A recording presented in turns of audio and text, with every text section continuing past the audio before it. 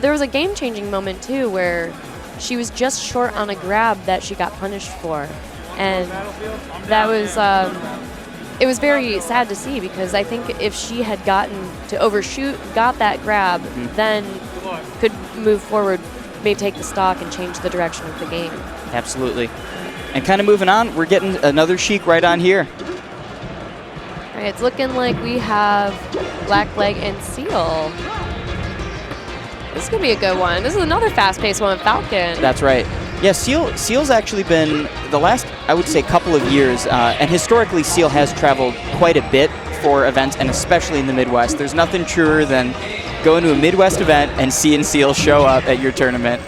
So it's always a pleasant, I wouldn't even say a surprise, because you expect it at this point, but it's great to see him, great, supporting the Midwest events. So pleasure to see him as always. Now, this may be the Samus player in me, but I really do appreciate seeing patient players, like taking their time, not quite like ledge stalling, but like Sheik was just hanging out there for a second, trying to assess what Falcon's looking for before coming back into the fray. And I think you get so much more out of your play when you can take yourself back to look ahead.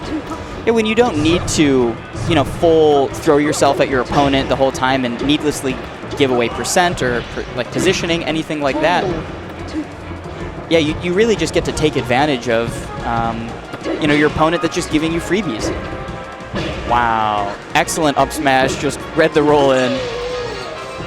This is a very disorienting start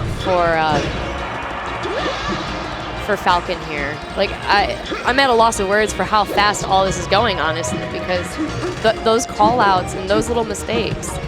Yeah, we saw that second stock where Falcon just pretty much gave the stock away, and Seal just has to nair from the ledge.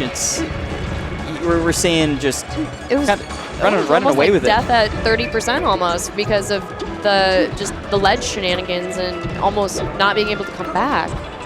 Yeah, you really have to just take advantage. When someone's off stage, and I think BlackLegg had Seal off stage earlier, it's like, if you let them come back, this is just going to happen, right? You're going to run away with it. They're going to get the burst of confidence that is, oh, you let me come back? Okay, well, now I want to take advantage of this position.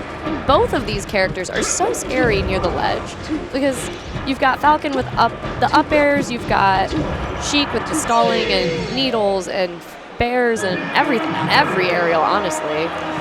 Yeah, conventionally, Falcon, I would say, is one of the weaker top-tier characters that can edgeguard, but in the last handful of years, there's been so much innovation and changing of what they can do and what they're capable of.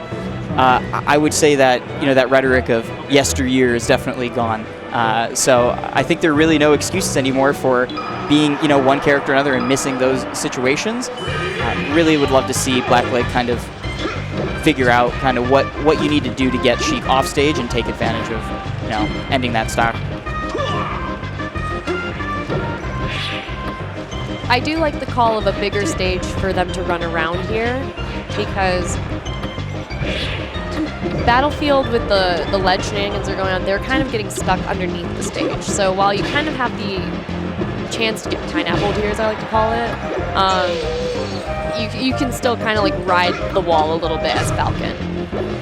Yeah, a little bit better, longer recovery. That Falcon kick, you're going to last a little bit longer, and that might be enough to change the pace. But already Seal, off to a great start. Takes game one definitively, and opens up game two just as strong. Yeah, tacking on just percent after percent, it's going to just start to feel more and more overwhelming on the other side. You're like, oh, I'm not in crouch cancel percent anymore. Like, I go a little bit further when Sheik F tilts me.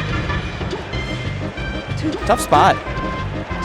I'm noticing a lack of grabs from BlackLegg or looking for opportunities to knee here. I'm seeing like drop stomps or like things that I usually expect of Falcon. Yeah, maybe it's trying a little bit too hard to get a solid read rather than reactively play of where is your opponent's position at this exact moment. What can I do? And dropping an edge guard like that, it's two stock swing, just as we're about to see right here. Sometimes we do too much as melee players at the ledge, and all you have to do is simply roll. That's right. Hold ledge and roll. I mean, you said it at the very beginning of this game. It's like you love the patience, you're looking for it, right? And it's you want it a little bit more. You don't have to click as many buttons. Now, clicking a lot of buttons is very fun. Don't get me wrong. Oh, you love to see it. You hear the little blips for foxes. They're always going in. It's great, but you gotta okay. Beautiful. You gotta weigh your options though, and something like that, you don't need to overcomplicate it. Hit the R button. You got 2 triggers. Choose one.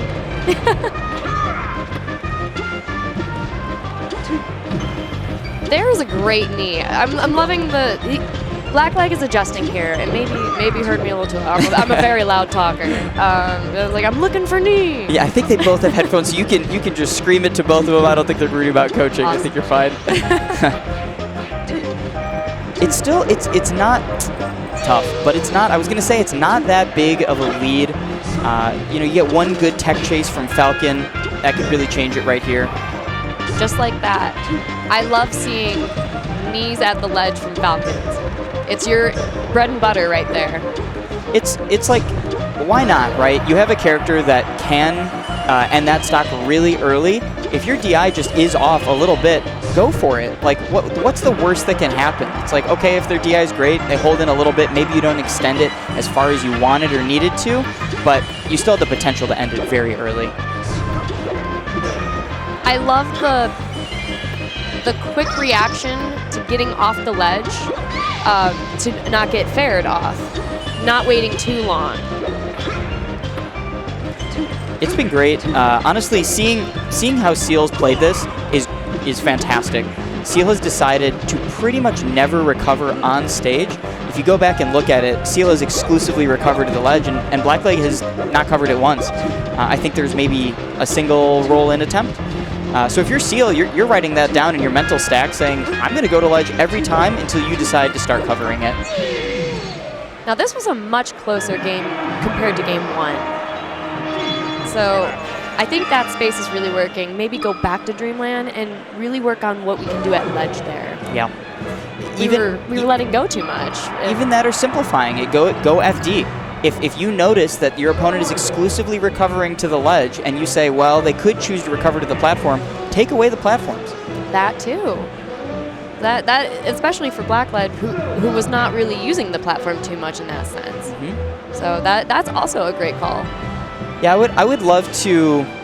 It's always like I want to be in the mind of the player. Like, where are they at right now mentally? What are they thinking about their opponent? What are they thinking about position? All of these things, and I think we can only do so much to kind of understand. But curious to see what stage we go back to. Now, I saw just now one of the players turning on Rumble, or seeing if it was on, maybe. Oh, interesting. So I think maybe BlackLegg here is a Rumble player who didn't have it on. We could maybe see a big change here. That's a great point. Yeah, I would love to see a 4-stock after that. Be like, Rumble was all that I needed. I do know some people who are like that. They can't play without it because it gives them their cues and their muscle memory, and they don't always realize that they're missing that until a game or so in, and they're like, wait, this thing that I rely on is my tool, my everything, and I did 2 games without it. I mean, there are so many indicators that Rumble gives you. It gives you frame 1 when you touch the ledge. It gives you when you're ready to wiggle out of tumble. So these are necessary things that you're like, if I don't have this, I don't know when the timing is.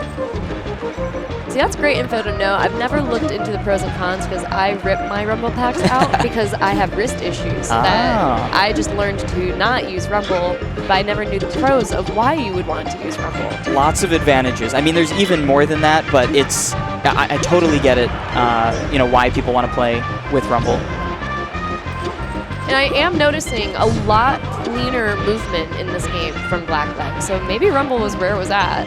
I think so. It's something. I would say game 2 is a little closer, but I like it when a player is moving around a little bit more. It shows a little bit of either one of 2 things: confidence, or I'm kind of giving up.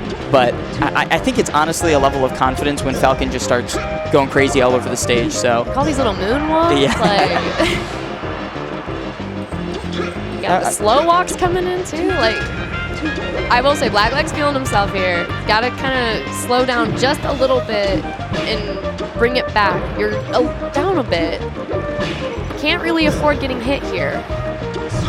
It's tough. I mean, Falcon can tank so much, right? He's so heavy. He can live for a while, and I feel like we haven't seen as much exploitation of the stage that Falcon really can just take advantage of, which is like, if you can live longer on Dreamland and we're not seeing that, you lose the stage positional advantage that your character gets here. And just at that last stock, you mentioned from the last game that Sheik was not really coming through the stage and was going ledge.